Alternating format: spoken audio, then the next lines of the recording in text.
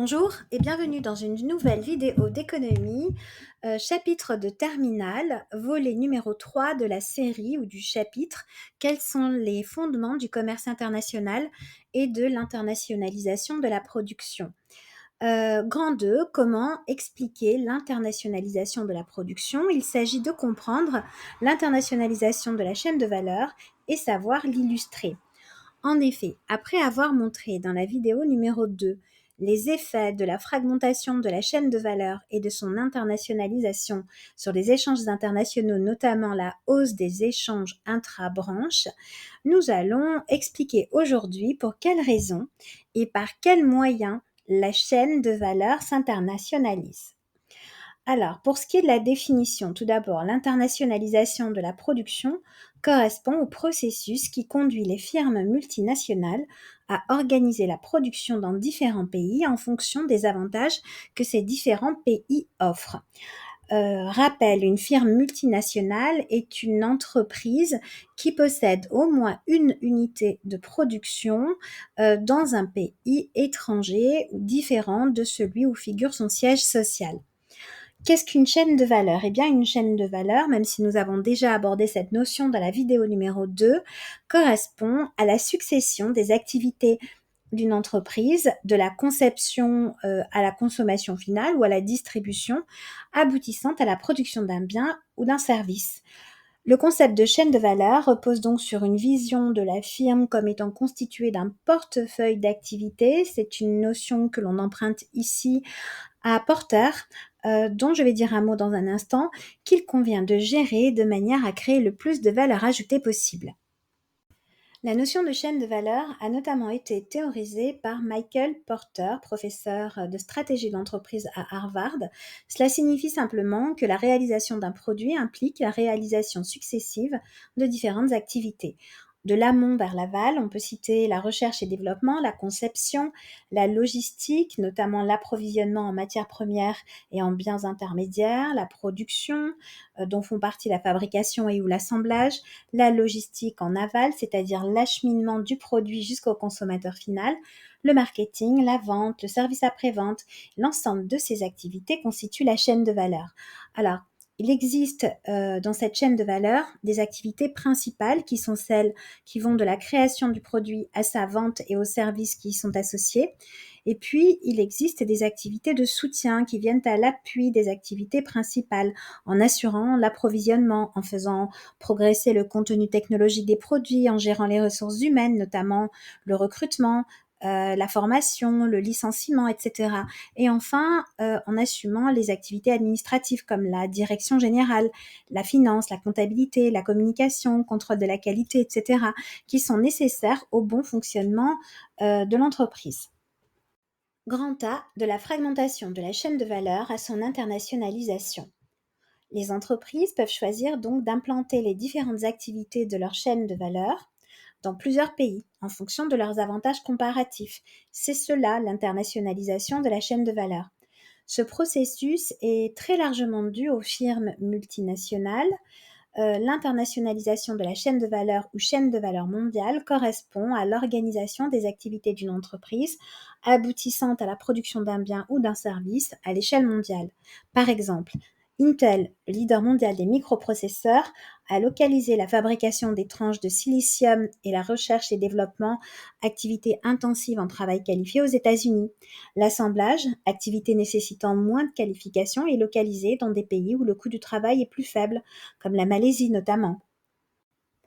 Autre illustration, et cela est important parce que l'illustration est un élément important de l'objectif d'apprentissage qui est le nôtre aujourd'hui. Alors, where do bicycles come from? Le vélo est le moyen de transport le plus populaire au monde. Il est inventé en Allemagne au début du 19e siècle et le vélo a été produit en masse par les Hollandais à la fin du même siècle, parfois avec des cadres importés d'Angleterre. La production mondiale est ensuite passée d'environ 10 millions d'unités en 1950 à plus de 130 millions d'unités aujourd'hui. Les vélos font l'objet d'un commerce intensif. Ils sont assemblés à l'aide de pièces et de composants provenant du monde entier, en particulier d'Asie et d'Europe. Par exemple, Bianchi effectue tous ses travaux de conception, de prototypage et de création en Italie, puis assemble la plupart de ses vélos à Taïwan, en Chine, à l'aide de pièces et de composants provenant de Chine, d'Italie, du Japon, de Malaisie et de nombreuses autres régions du monde. Chaque producteur de pièces possède une expertise de niche. Shimano du Japon, par exemple, fabrique des freins pour Bianchi et les guidons sont fabriqués à Taïwan, en Chine. La fragmentation de la chaîne de valeur, telle que nous l'avons montré avec les vélos Bianchi par exemple, entraîne des répercussions sur les balances commerciales. Les données traditionnelles attribuent la totalité de la valeur commerciale au pays de dernière transformation, quelle que soit sa contribution relative dans la chaîne de valeur ajoutée. L'OMS, en coopération avec l'OCDE, a mis en place sur son site un accès à la base de données sur le commerce en valeur ajoutée. Il ne s'agit plus seulement de comptabiliser la valeur totale des biens importés et exportés, mais puisque les pays importent des produits intermédiaires pour les incorporer à leurs exportations, il s'agit de calculer le contenu en valeur ajoutée locale des exportations. Et je vous donne en description de cette vidéo le lien vers le site de l'Organisation mondiale du commerce. Pour quelles raisons internationaliser la chaîne de valeur? Nous l'avons évoqué au début de cette vidéo, chaque étape du processus de production offre une possibilité de valeur ajoutée différente. Et cela est illustré par la fameuse courbe du sourire que vous avez à l'écran. C'est dans les activités en amont, comme la recherche et le développement ou la fabrication de composants essentiels, ou dans les activités en aval, comme la commercialisation, la stratégie de marque et le service après-vente, que la valeur ajoutée est généralement la plus importante. Les activités innovantes se situant au début de la chaîne de valeur, notamment les services R&D, et à la fin de la chaîne, notamment les services de logistique et d'après-vente, présentent généralement une proportion de valeur ajoutée locale dans leurs exportations plus élevée et sont localisées dans les pays développés. Les activités intermédiaires, comme l'assemblage des produits, sont celles qui apportent le moins de valeur ajoutée. Ces activités sont généralement localisées vers des pays émergents et en développement. Lorsque les firmes localisent la production des activités pour lesquelles elles sont les moins efficaces dans des pays capables de réaliser ces tâches de façon économique, elles bénéficient d'économies d'échelle, puisque toute l'activité est produite au même endroit. Et en outre, elles peuvent se concentrer sur les étapes du processus offrant un meilleur rendement. Ce découplage de la production équivaut à une amélioration technologique qui peut se traduire par des gains de productivité. Comment internationaliser la chaîne de valeur? Les firmes multinationales déterminent les localisations pertinentes compte tenu de la localisation des marchés, des coûts de production locaux, des coûts de transport, d'accès au marché et d'autres paramètres. Mais elles doivent surtout choisir entre faire elles-mêmes ou faire par d'autres entreprises ou une autre entreprise, selon l'importance stratégique de l'étape de la chaîne de valeur et la maîtrise dont dispose l'entreprise pour cette activité. Alors, dans le cas où l'entreprise ne fait pas elle-même, elle fait la plupart du temps appel à des firmes locales à qui elle confie la production d'une étape de la chaîne de valeur. Et on parle d'externalisation de la production à l'étranger, comme par exemple, c'est le plus souvent le cas, d'accords de sous-traitance. Parfois, ce peut être des franchises ou des licences. D'un autre côté, si l'entreprise décide de faire elle-même, elle devra s'implanter, soit en créant une filiale, soit en investissant dans une entreprise existante, et notamment en l'achetant. On parle de fusion-acquisition. Elle devra pour cela faire appel à des investissements à l'étranger, les IDE. Dans certains cas, elle pourra délocaliser une activité de production. Je vais à présent développer chacun de ces deux points importants dans le cadre du programme de terminale. Commençons avec la stratégie qui consiste à externaliser la production. L'externalisation de la production correspond au transfert de tout ou partie d'une activité de production au sein de l'entreprise vers une entreprise sous-traitante, nationale ou étrangère, en tout cas dans la très grande majorité des cas.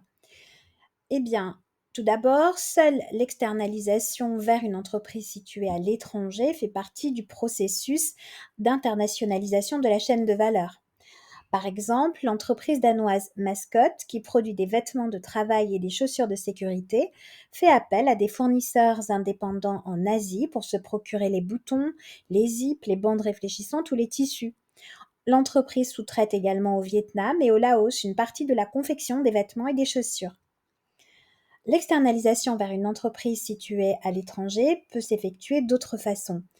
Par le biais de licences, par exemple, la marque de lunettes Armani a confié ses licences à Luxottica, ou par la franchise.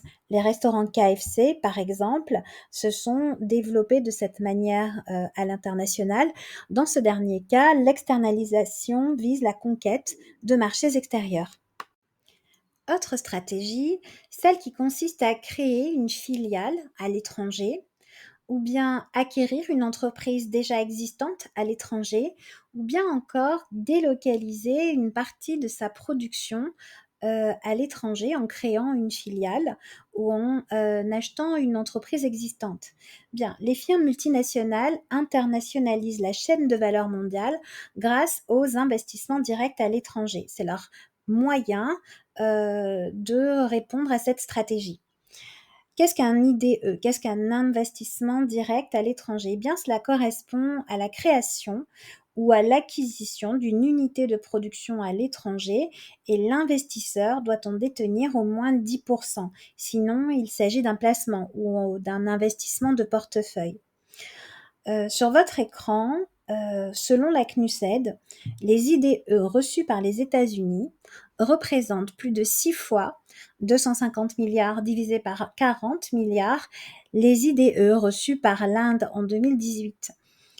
En effet, les États-Unis constituent un pays d'accueil pour les IDE car les firmes multinationales qui internationalisent leur chaîne de valeur y localisent les activités situées en amont et en aval du processus de production, celles qui nécessitent une main-d'œuvre qualifiée, comme la recherche et développement, la conception ou le marketing, on l'a vu tout à l'heure avec la courbe du sourire. Toujours selon la CNUSED, les IDE reçus par les pays développés ont baissé de 27% de 2007 à 2018, alors que les IDE reçus par les pays en développement ont augmenté de 2% au cours de la même période. Ceci peut s'expliquer par les choix de localisation des firmes multinationales qui délocalisent ou externalisent avec un investissement en capital leurs activités intensives en main-d'œuvre non qualifiée dans les pays en développement. Quelques précisions sur ce qu'est une délocalisation. Une délocalisation correspond à la fermeture d'une unité de production sur le territoire national pour réaliser une partie ou la totalité de la production à l'étranger. Il s'agit d'un transfert total ou partiel d'une activité de la France, par exemple, vers l'étranger, cette activité étant auparavant réalisée par l'entreprise elle-même ou par une autre entreprise sous-traitant, par exemple. Une activité créée ex nihilo sans transfert de poste de la France vers l'étranger n'est pas considérée comme une délocalisation. Par exemple, Renault et PSA produisent entre 20 et 30% de leurs voitures en France avec des délocalisations au Maroc, à Tanger notamment, en Turquie, en Slovénie et en Roumanie pour la Dacia. Ce n'est pas mon habitude, mais je vais récapituler avant d'aborder le point suivant, car il me semble que cette première partie de vidéo comporte beaucoup d'éléments très différents et très nouveaux pour les élèves. Alors, l'internationalisation des chaînes de valeur signifie que les différentes étapes du processus de production d'un produit sont réalisées dans plusieurs pays, afin de tirer parti de leurs avantages comparatifs et de bénéficier d'économies d'échelle. Les étapes du processus de production situées en amont et en aval plus innovantes sont souvent localisées dans les pays développés, alors que les étapes de fabrication et d'assemblage qui intègrent une part moins importante de la valeur ajoutée créée sont localisées dans les pays en développement. C'est la fameuse courbe du sourire. Les firmes multinationales peuvent externaliser à l'étranger, c'est-à-dire confier à des entreprises sous-traitantes certaines activités afin de réduire les coûts de production. La fermeture d'une unité de production sur le territoire national pour en ouvrir une autre à l'étranger correspond à une délocalisation et c'est un autre moyen d'internationaliser la chaîne de valeur. Dans ce cas, la FMN réalise des investissements directs à l'étranger pour créer ou acquérir une unité de production à l'étranger, qui se traduit par des mouvements de capitaux d'un pays vers un autre. Passons au grand B, comprendre que la productivité des firmes sous-tend la compétitivité d'un pays, c'est-à-dire son aptitude à exporter. Commençons par les définitions. Alors, rappel, la productivité que nous avons étudiée dans le chapitre 1 d'économie de terminale correspond au rapport entre la production en valeur ou en volume et les facteurs de production utilisés, capital et travail. Souvenez-vous, la plupart du temps, on mesure la productivité apparente du travail. Les facteurs de production, donc, qui sont mis en œuvre pour réaliser la production. Alors, pourquoi une firme disposant d'une bonne productivité est-elle plus compétitive? La compétitivité d'une entreprise correspond à sa capacité à faire face à la concurrence. En termes de prix, on parlera de compétitivité prix, ou bien en s'appuyant sur des éléments hors prix, reposant notamment sur la qualité, l'innovation, la différenciation. Si une firme dispose d'une productivité plus élevée que son concurrent, cela signifie que son coût de production moyen ou coût de production unitaire, qui correspond au coût de production total divisé par la quantité produite, est inférieur. Elle peut donc vendre à un prix inférieur, ce qui améliore sa compétitivité prix. Quand une firme vend à l'étranger, elle doit ajouter à son coût de production des coûts du commerce, notamment des coûts de transport, de recrutement de personnel spécialisé dans l'export. Elle doit recourir à des agences, participer à des foires internationales, etc. Et si son niveau de productivité est trop faible, son coût de production sera trop élevé pour faire face à la concurrence internationale. Et donc, au final, seules les firmes les plus productives participent aux échanges internationaux et de ce fait continuent à faire des gains de productivité. Ici, je vous renvoie notamment pour les niveaux supérieurs aux travaux de Melitz sur l'autosélection des firmes à l'exportation. Quelques précisions à présent sur les notions de compétitivité prix et de compétitivité hors prix qui sont des attendus du programme de terminale. Justement, la compétitivité passe-t-elle seulement par des prix plus faibles? Eh bien non. Les économistes distinguent habituellement la compétitivité prix qui repose sur la capacité à proposer des prix plus bas que les concurrents. Nous allons en décrire les différents composants et la compétitivité hors prix ou structurelle qui, elle, repose sur la capacité à proposer des produits différenciés basés sur la qualité, le service après-vente, etc et qui désigne en fait les caractéristiques des produits pour lesquels le consommateur accepte de payer un prix plus élevé parce qu'il juge le produit de qualité ou plus fiable ou innovant ou même ayant une bonne image de marque. Alors, la compétitivité prix, elle repose sur différents éléments. Tout d'abord, le coût de production qui dépend du coût unitaire du travail, du coût des consommations intermédiaires, du coût du capital fixe. Sur le coût unitaire du travail, celui-ci désigne le coût salarial pour une unité produite. Alors, coût salarial, il faut comprendre salaire net plus cotisation sociale patronale plus cotisation sociale salariale, c'est-à-dire la totalité du salaire et des charges sociales. Et le coût unitaire du travail dépend du coût horaire du travail et de la productivité du travail en fait. On l'obtient en divisant le coût horaire du travail par les quantités produites.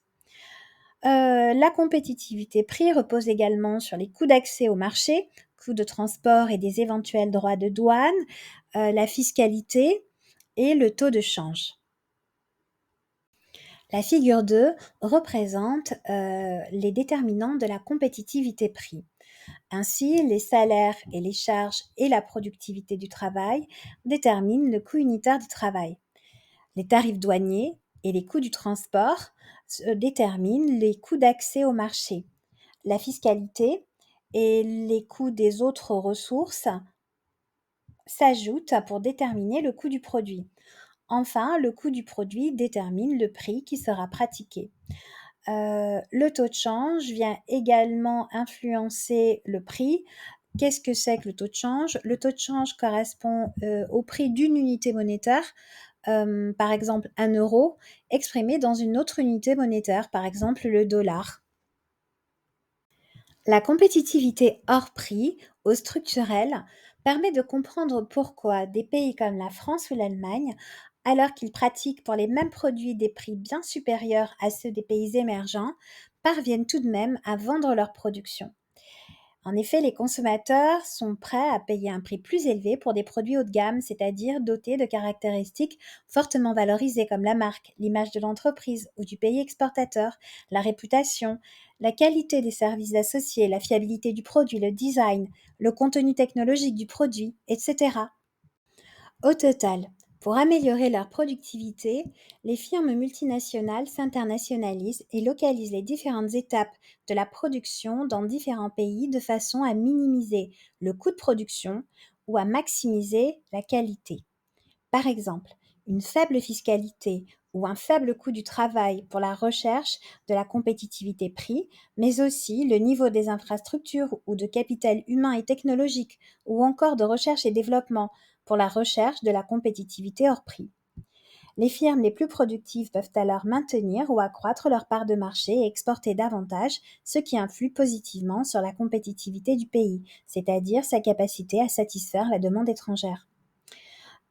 L'étude de la balance des transactions courantes que nous avons présentée dans la vidéo numéro 1 permet d'apprécier la compétitivité des pays car elle mesure le solde des flux d'échange de biens et services et les transferts de revenus entre le pays et le reste du monde. Le solde de la balance commerciale, secteur par secteur, peut également être un indicateur de la compétitivité des pays. Cette vidéo est à présent terminée. J'espère qu'elle vous aura éclairé sur l'internationalisation de la production et nous nous retrouvons bientôt pour une nouvelle vidéo.